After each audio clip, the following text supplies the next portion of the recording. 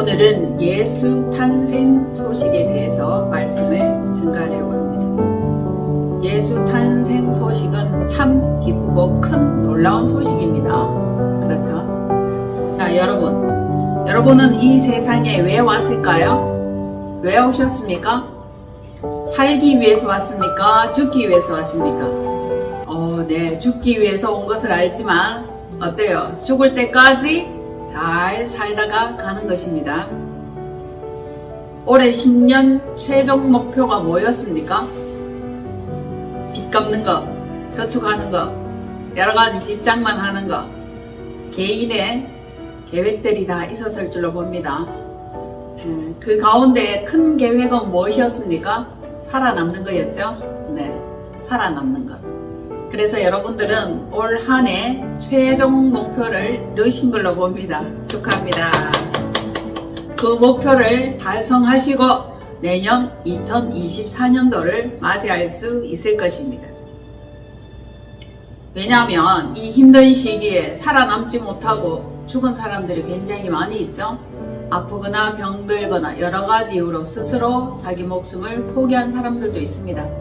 그럼에도 불구하고 여러 가지 어려움과 힘든 시기 가운데 끝까지 살아남은 여러분들 축복 전합니다. 이 세상에 죽기 위해서 오신 분이 계십니다. 그렇죠? 누구죠? 여러분들이 짐작하시는 것과 같이 예수 그리스도십니다. 그 이름 예수, 주는 자기 백성을 그들의 죄에서 구원하기 위해서 이 땅에 오셨습니다. 결국 우리도 죽기 위해서 온 것은 마찬가지입니다. 우리는 우리의 죄를 다 회개하고 다 마무리하고 다 없이 하고 빚도 다 갚고 인간과의 관계도 다 회복하고 그렇게 죽기를 원합니다. 거듭난 후에 죽어야지 그렇지 않으면 지옥행입니다. 교회에서 지옥이라는 말을 잘 사용하는지 모르겠습니다. 이것을 잘 전달하고 있는지 모르겠습니다. 그러나 저는 분명히 전달합니다. 회개하고 거듭나서 멋지게 살다가 가야 영원한 낙원이 있는 것입니다. 우리 인생은 시작되었다 하면은 끝을 향해서 나아가죠. 태어났다 하면 죽음을 향해서 나아갑니다. 매년 12월이 되면은 1월에 있었던 여러가지 일들, 계획들, 이것들을 마무리하는 시간이 되는 것과 마찬가지로 인생도 시작이 있으면 끝이 있습니다. 이 세상의 창조도 종말을 향해서 나아가고 있습니다. 그렇게 생각을 하면 살아가는 과정 이 모든 것들이 너무너무 소중합니다. 잘 살아간다면 아쉬울 것도 후회될 것도 없을 줄로 봅니다. 어느새 12월이 되었잖아요. 매년 12월이 되면 떠들썩한 연말 분위기로 거리 곳곳에 상점 곳곳에 화사한 분위기가 연출되기도 합니다. 기독교인도 아니면서 백화점에서 크리스마스 장식을 하고 상점에서도 크리스마스 장식을 합니다. 구세군 남비가 딸랑딸랑 소리를 내죠. 여러가지 캠페인과 선물 나눔, 이것이 뭡니까? 크리스마스예요. 그리스도의 예배라는 것이죠. 예수 탄생 기념 행사를 하고 있는 것입니다. 절에서도 예수님 탄생 축하합니다 이렇게 막 프랜카드 걸어 놓는다고 그러더라고요. 이것은 아주 오랫동안 전해져 내려온 강력한 축제 행사입니다. 이때는 멀리 떨어져 있던 가족들이 모이기도 하고 오랫동안 못 보았던 사람들이 서로 안부를 전하기도 하고 만난 음식을 함께 먹기도 합니다. 여러분들은 어떻게 생각합니까? 정작 이 시기가 예수님의 탄생 시기가 맞습니까? 아닌 거 아시죠? 아니에요. 그 지역의 목자들이 밤에 밖에서 자기 양떼를 지키더니 주의 사자가 곁에 서고 주의 영광이 그들을 두루 비추매 크게 무서워할 때에 천사가 이릅니다. 무서워하지 말라. 보라, 내가 온 백성에게 미칠 큰 기쁨의 좋은 소식을 너희에게 전하노라 하면서 예수의 탄생 소식을 알립니다. 뭐라고요? 큰 기쁨의 좋은 소식이에요. 정확한 시기는 기록되어 있지 않지만 겨울은 아니라는 것입니다. 그런데 겨울이 이 즈음에 크리스마스 시즌으로 둔갑하여 가게마다 백화점마다 홍보하면서 술집과 음식점에 많은 매상과 매출이 오른다고 합니다. 장사소관이라 할 수 있죠. 이 크리스마스 폐지 운동도 많이 하고 있습니다. 아니라는 거죠. 태양신의 그날을 크리스마스로 둔갑시켰다는 것입니다. 그럼에도 불구하고 이거는 계속 그렇게 되지만 깨어있는 교회에는 크리스마스 시즌을 즐기지 않는 것으로 보고 행사하지 않는 것으로 봅니다. 그런데 의외로 아주 큰 대형 교회에서 이 크리스마스 시즌을 엄청나게 큰 행사로 몰고 가고 있는 상황을 많이 보게 됩니다. 진짜 그때 예수님이 탄생한 시기가 아니라도 기념일로 지키는 것인데 뭐가 어때라는 이런 개념일 수 있습니다. 그래서 그때가 예수님 탄생 시기가 아니다 맞다 이런 여러가지 논란이 있지만 한간에 어떤 분들은 그러면 언제 기념하고 언제 섬깁니까? 이렇게 묻는 사람들도 있습니다. 오늘 그 부분까지도 간략하게 설명드리려고 합니다. 목자들이 밖에서 양떼를 먹이는 시기는 풀이 무성할 때라는 이유입니다. 그래서 겨울은 아니라는 거죠. 뭐 봄이나 가을 그쯤이 되겠죠. 여러분들도 탄생 시기가 궁금합니까? 궁금해요? 네, 궁금한 분들도 있을 거예요. 하지만 분명히 말씀을 드립니다. 이것은 전혀 궁금해하지 않아도 되는 것입니다. 매번 내 안에서 예수님이 언제 탄생하셨나, 언제 새롭게 오시나 이것이 중요한 것입니다. 우리는 부활절을 큰 축제로 봐야 하는 것이 당연합니다. 그렇죠? 어떤 주장에는 탄생일이 6월절이다 혹은 뭐 5월 14일로 추정된다 이런 것들이 있지만 저는 다른 주장을 하고 싶습니다. 내 안에서 예수님이 진정으로 탄생한 그 시기가 언제인가? 이것만이 큰 기쁨의 좋은 소식이 될 수 있기 때문이죠. 예수님이 우리와 함께 계시다. 이것이 무엇입니까? 임마누엘 아닙니까? 하나님이 성령님으로 우리와 함께 계신다. 이것이 큰 기쁨의 좋은 소식인 것은 분명합니다. 언제 태어났느냐, 뭐 언제 기념일을 지키느냐 이것이 중요한 것이 아니고 본질에 포커스를 맞추면 되겠습니다. 여러분은 성령님의 임재 가운데 있습니까? 임재 가운데 있어야만이 탄생하신 예수가 나와 함께 더불어 먹고 마시는 것이지 그렇지 않으면 형식적인 그것은 의미가 없다고 전달해 드립니다. 내 안에 예수 그리스도도 없는데 안 계시는데 축제와 축하가 무슨 의미가 있겠습니까? 아무런 의미가 없습니다. 세상은 항상 뭔가 이슈가 필요하고 떠들썩합니다. 행사들로 요란하여야 합니다. 사람들에게 뭔가를 제공해 주어야 합니다. 정작 우리는 내면으로 돌아와서 내 안으로 돌아와서 자기 심령을 면밀히 살펴보는 이것이 중요하다고 저는 주장합니다. 내 안에 그리스도께서 여전히 계신가? 나와 함께 계신가? 그분이 살아 계신가? 이것이 중요한 것이죠. 이것만이 큰 기쁨인 것을 전하고자 합니다. 자, 오늘 큰 기쁨으로 오신 예수 그리스도 이분을 만나보려고 합니다. 우리가 인생 살면서 60평생 혹은 70평생 여러 세월을 살아오면서 크고 작은 여러가지 기쁨들은 다 맛보았을 것입니다. 아이가 탄생해도 기쁘고 결혼을 해도 기쁘고 집을 사도 기쁘고 여러분들이 원하는 목적과 취업 또 어떤 그런 것들에 대해서도 기쁨을 느낄 것입니다. 그러나 그 기쁨은 잠깐 시간이 지나가면 우리는 또 다른 기쁨이 필요합니다. 새로운 기쁨이 필요합니다. 강력한 기쁨이 필요합니다. 그래서 기쁨을 찾아 일상이 지루하면 여행을 떠나기도 하고 와인을 마시기도 하고 맛난 것을 먹기도 하고 좋은 사람들과 만나기도 합니다. 우리에게 진정한 기쁨, 큰 기쁨으로 오신 예수 그리스도를 한번 만나보시겠습니다. 마태복음 1장 18절로 21절입니다. 예수 그리스도의 오심이죠. 마태복음 1장 18절로 21절 말씀입니다.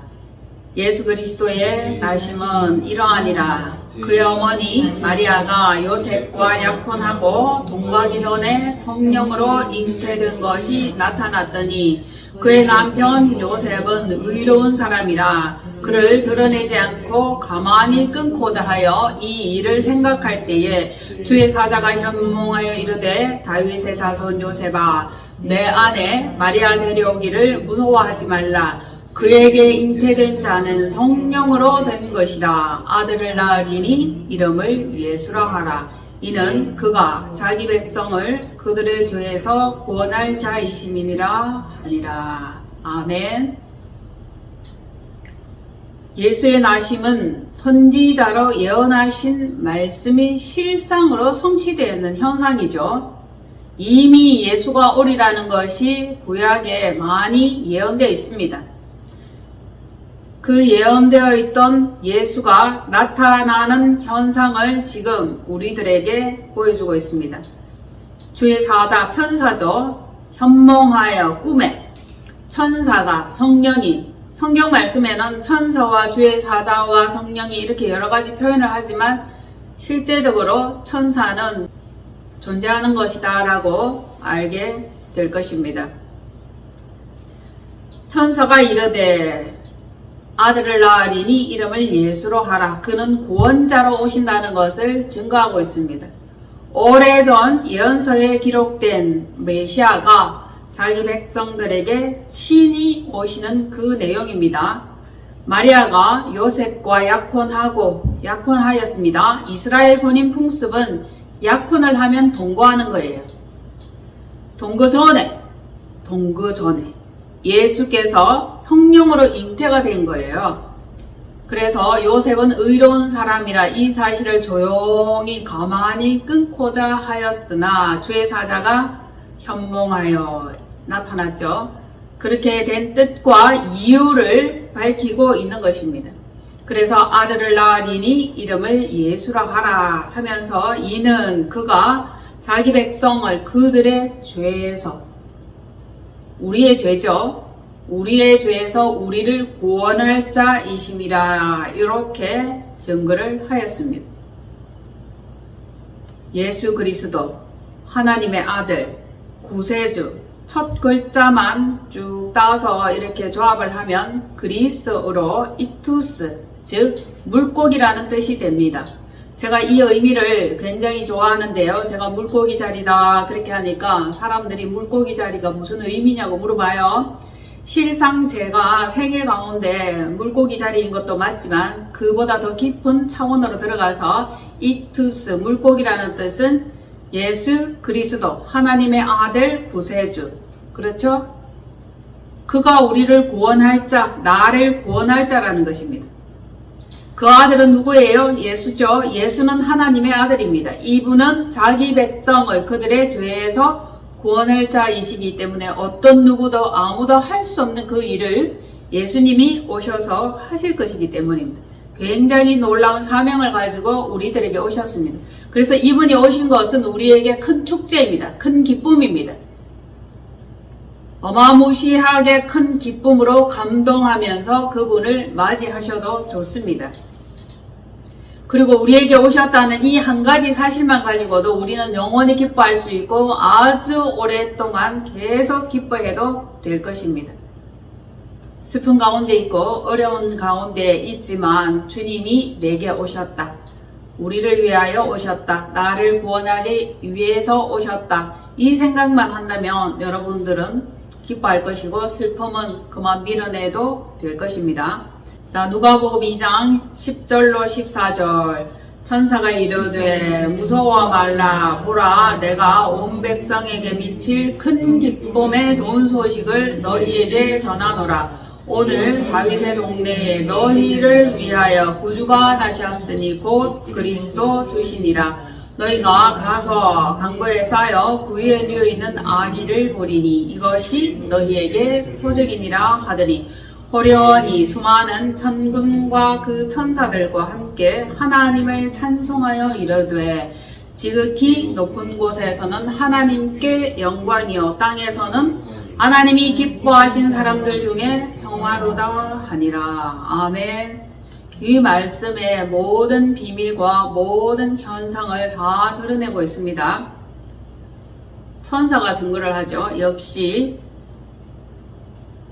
무서워하지 말라. 보라, 내가 온 백성에게, 백성이에요. 세계 만민 아닙니다. 하나님의 백성입니다. 하나님의 백성에게 미칠 큰 기쁨, 할렐루야, 큰 기쁨의 좋은 소식, 그것을 너희에게 전하노라. 다윗의 동네에 오셨습니다. 너희를 위하여 구주, 즉 예수 그리스도 주님으로 오셨습니다. 주인으로 오셨습니다. 그 전에는 어땠습니까? 주인이 없었어요. 왕이 없었습니다. 마찬가지로 내 안에 예수께서 왕으로 오셔서 통치하느냐 통치하지 않느냐, 이것이 중요합니다. 왕이 없으면 누가 자기 인생을 통치합니까? 자기 자신이죠. 그러다 보니 엉망이 된 경우가 있을 것입니다.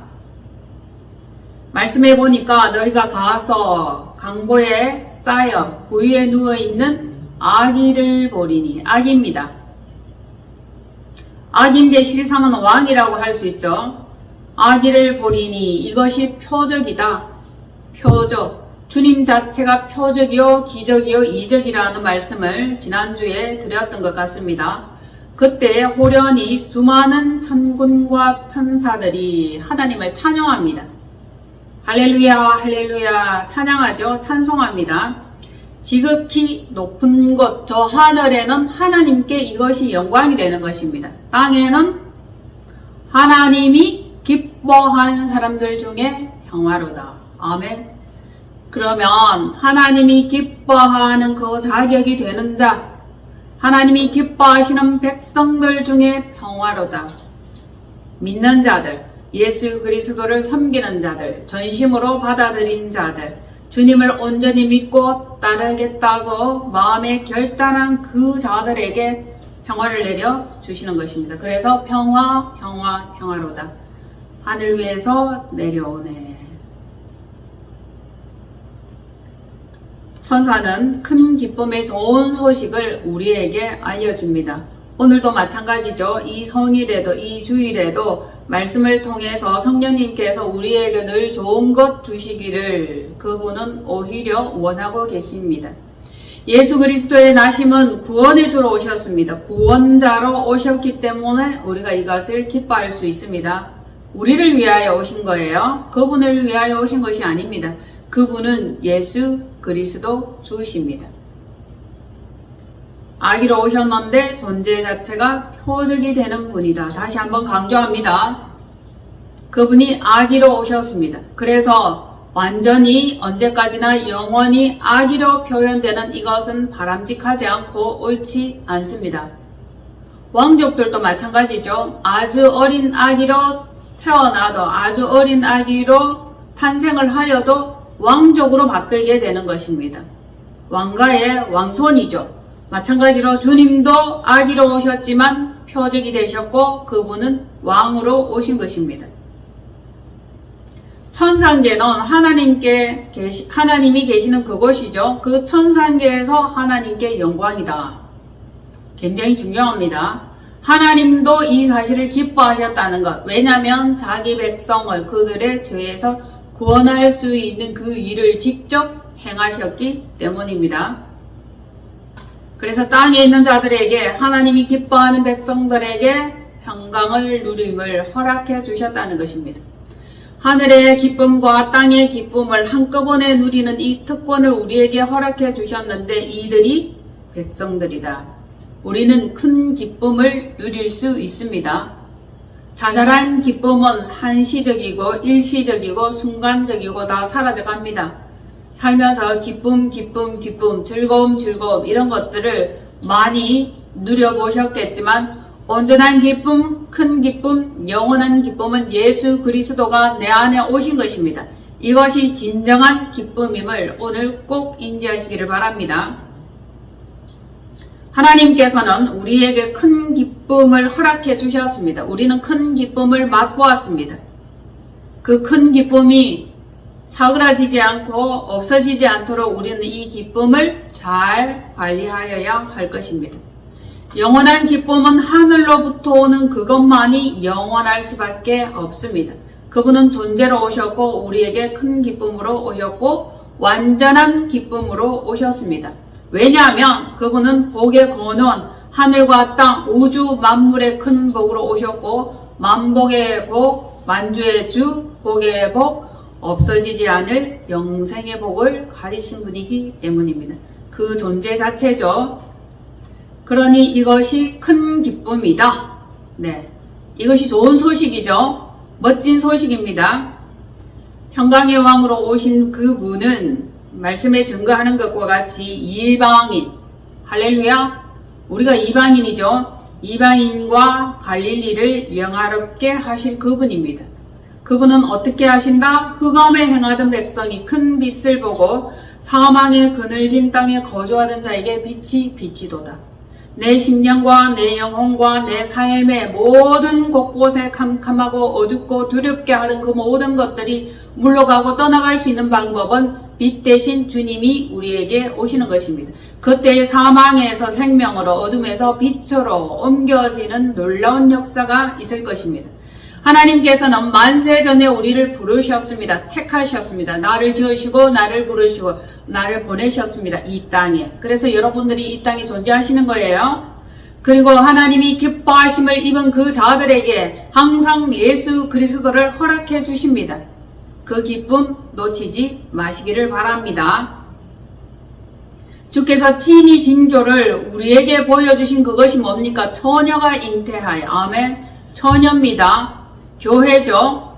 즉 우리에게, 우리 교회에, 우리 심령에, 나의 심령에, 나의 교회에 예수 그리스도를 허락해 주셨는데 아들을 낳을 것이요. 아멘. 그 이름이 임마누엘이라. 임마누엘의 뜻은 무엇입니까? 하나님이 우리와 함께 계심이라. 아멘. 곧 성령님입니다. 우리는 생각합니다. 굉장히 큰 건물과 대형 규모와 많은 사람들이 북적거리는 그곳, 그것이 진정한 교회인가? 정말 그것이 하나님이 원하는 교회 맞습니까? 이렇게 물어볼 때가 있죠. 그런데 그곳에 하나님이 계시지 않으면 그것은 그냥 건물이다 라고 증거합니다. 작고 보잘것없고 초라해 보인다 할지라도 내 안에 진정으로 주님이 계시면 이것은 진정 교회가 되는 것입니다. 교회에 대한 새로운 의미를 여러분들이 분명히 짚고 넘어가시기를 바랍니다. 그래서 내 안에 예수님이 계시는 이곳, 예배드리는 이것만이 진정한 교회가 되고 예배 처소가 되는 것이고 주님이 거할 집이 되는 것입니다. 현상에 너무 눈 돌리지 마시고 세상 바깥으로 너무 눈을 돌리지 마시기를 바랍니다.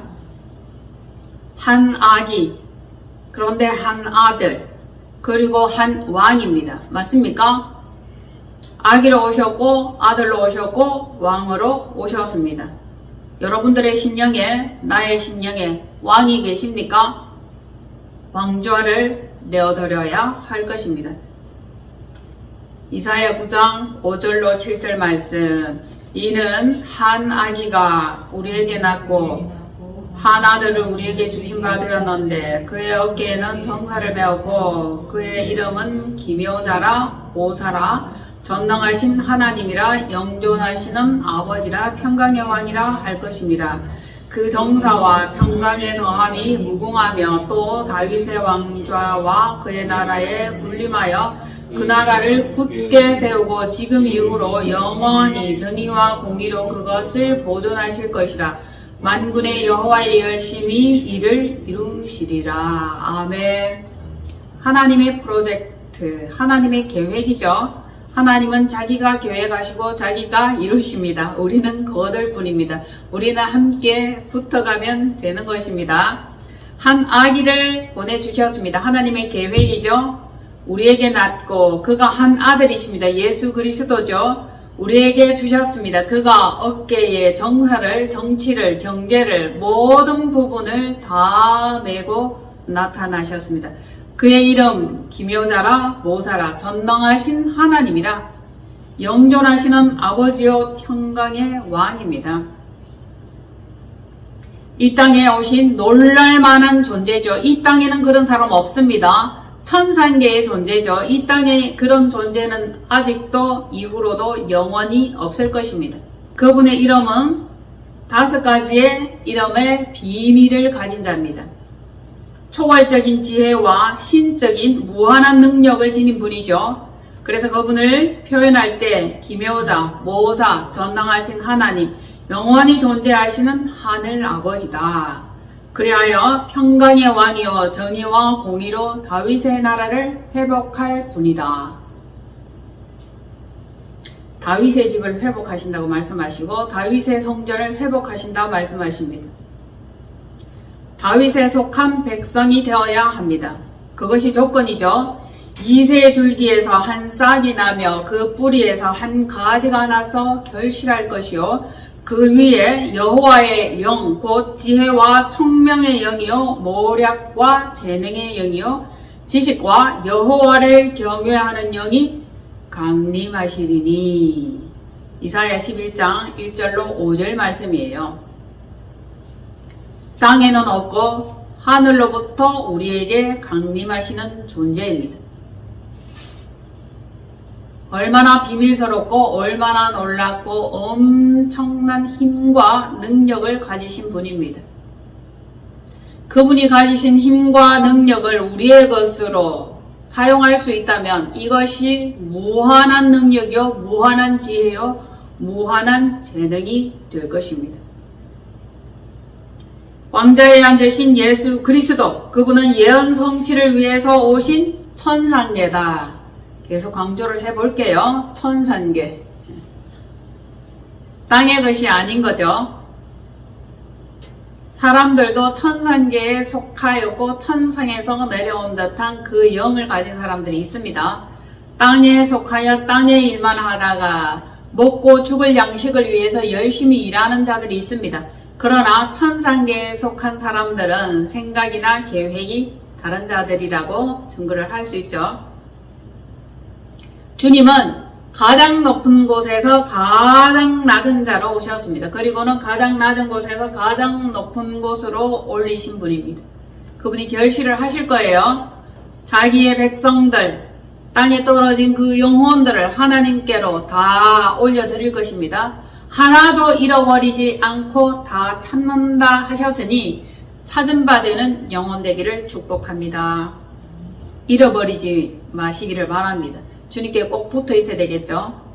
주님은 잃어버리지 않을 것입니다. 잃어버릴 수 있는 자는 우리입니다. 예수님을 잃어버리면 버려온 자가 되는 것이죠. 주님이 우리를 위해서, 우리를 찾기 위해서 이 자리에 온 이 날은 복된 날입니다. 큰 기쁨의 좋은 날입니다. 그래서 우리는 이 날을 기념하는 것입니다. 다른 크리스마스, 12월 25일, 5월 14일, 6월절이다 중요하지만 그것은 우리에게 진정한 의미를 가져다 주지 않습니다. 내 안에 예수 그리스도가 오신 그 날, 이것이 정말 중요하다고 저는 강조해서 말씀드리고 싶습니다. 그분이 오셨습니다. 총명과 지혜와 모략, 우리의 삶의 모든 어눌하고 미련하고 어수선한 부분들을 그분이 정리하실 것입니다. 모략과 재능의 영이십니다. 그분은 그 본체이십니다. 그분은 또 어떤 자입니까? 지식과 하나님을 경외하는 영. 그분이 오셔야 우리를 하나님을 경외할 수 있고 섬길 수 있고 온전히 모셔드릴 수 있습니다. 그렇지 않으면 항상 멀리서 멀찌감히 뒤따라가고 도로는 잃어버리기도 할 것입니다. 그분이 우리에게 오셨습니다. 그분은 치유자로 오셨습니다. 영, 혼, 육을 치유하십니다. 영이 병들었습니까? 치유하실 것입니다. 혼이 병들었습니까? 강하게 하실 것입니다. 육체가 병이 들었습니까? 그분이 낫게 하실 것입니다.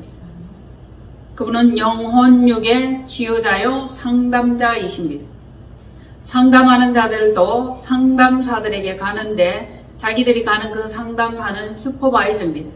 상담하다가 지치고 피곤하고 해결되지 않는 문제들이 있을 때 슈퍼바이저를 찾아가는 것입니다.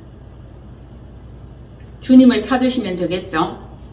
어려운 문제, 해결되지 않는 문제, 난해한 문제, 도무지 이해할 수 없는 문제들이 우리의 삶에서 일어날 때가 있습니다. 그럴 때마다 여러분들은 슈퍼바이저이신 주 예수 그리스도를 찾으시면 됩니다. 그분은 자상하게 세미하게 은혜와 능력이 많으신 그 가운데 우리에게 많은 것들을 세세하게 섬세하게 알려주실 분입니다. 그분은 참으로 사랑이 많으십니다. 그분께 듣고 보고 배우고 치유를 받고 상담을 하면 이해하지 못할 것이 하나도 없을 줄로 봅니다. 그분은 모든 문제를 해결하시면 모든 답을 아시는 분입니다. 위로하실 것이요 치유하시는 우리의 왕으로 오신 분입니다. 어떤 문제가 있습니까? 아픔이 있습니까? 고통과 괴로움이 있습니까? 주님을 좀 더 밀접하게 친밀하게 가까이 만나보시기를 바랍니다. 이스라엘 가면 예수 탄생 기념교회라는 건물이 있어요. 교회죠. 그 교회는 매우 멋지고 나름 아름다운 건축물을 자랑하고 있습니다. 베드로 통곡교회도 있고 예수님이 십자가에 못 박혀 죽은 그것을 기념하는 교회도 있고 여러가지 이런저런 기념하는 교회들이 굉장히 많이 있습니다. 그 중에서 오늘은 예수 탄생 기념교회에 대해서 말씀을 드리겠습니다. 이 건물에 특이한 상황이 하나 있습니다. 무엇일 것 같습니까? 들어가는 입구의 문이 아주 특별합니다. 낮고 작습니다. 엎드려야 들어갈 수 있습니다. 멋진 건축물과는 달리 문이 아주 낮게 적게 설계되어 있어서 누구든지 엎드려야 양의 문으로 들어가는 것처럼 들어갈 수 있습니다. 그래야 그 성전 안으로 들어갈 수 있습니다. 주님께 나오시는 여러분 겸손하시기를 바랍니다. 낮게 엎드려 수구리 그렇게 하여 주님을 만나보실 수 있습니다. 높은 마음과 부한 마음과 사치로 가득 찬 그 마음은 결코 주님을 만날 수 없습니다. 낮은 마음으로 엎드려서 주님을 만나볼 수 있어야 합니다. 이것이 겸손의 왕에 대한 백성이 갖춰야 할 예우라고 말씀드릴 수 있습니다. 그분은 당연히 높임을 받아야 되고 우리는 낮음을 그대로 취하는 것이 마땅합니다. 통치자 되신 그분께 우리의 왕좌를 내어드려야 하고 우리는 엎드려서 그분께 경배를 드려야 합니다. 겸손하지 않으면 하나님께서 아주 싫어하십니다. 겸손의 반대말이 뭡니까? 교만이죠. 하나님은 이를 대적합니다. 쳐버리죠.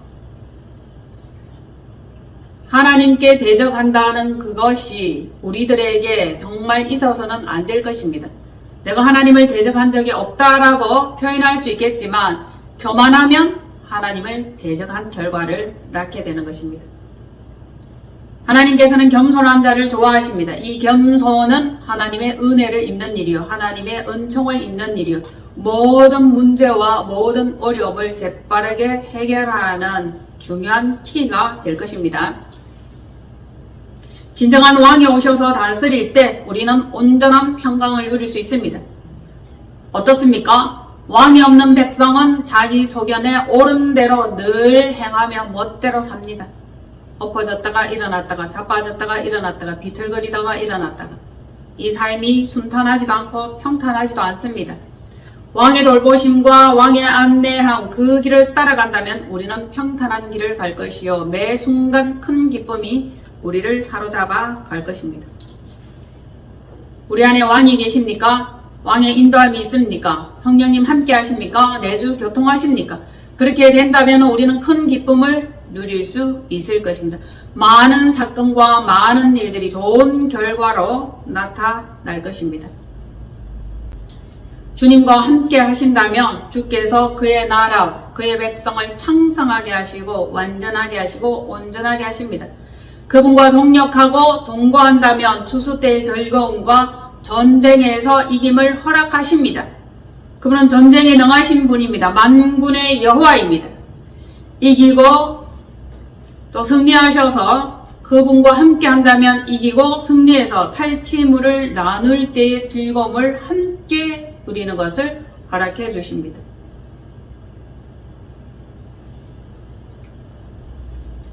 아직도 무거운 죄짐 가운데 있습니까?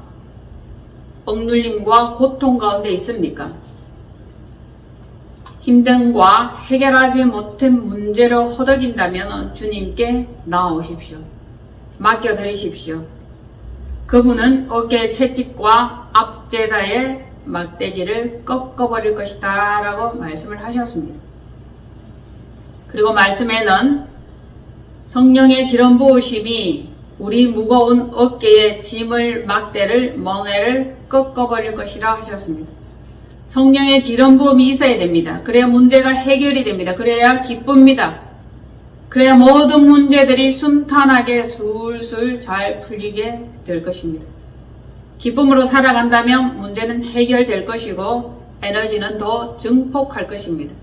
늘 고민하고 괴로워하고 힘들어한다면 우리 좋은 에너지마저도 없어질 것이고 주르르 흘러내리는 누수가 있을 것입니다. 우리의 심령 성전, 이곳에 주님이 오시는 것 낮고 천합니다. 정말 보잘것이 없는 이 심령입니다. 그때 이 안에서 우리의 왕이 탄생하시는 것입니다. 왕 대신 예수가 탄생하시는 것입니다. 이것이 예수 탄생 교회가 되면은 이보다 더 좋은 일은 없을 줄로 봅니다. 예수님이 이 교회, 이 심령에서 탄생하셔야 됩니다. 그것을 우리는 기념하여야 할 것입니다. 이것이 우리에게 큰 기쁨의 좋은 소식이 되는 것이죠.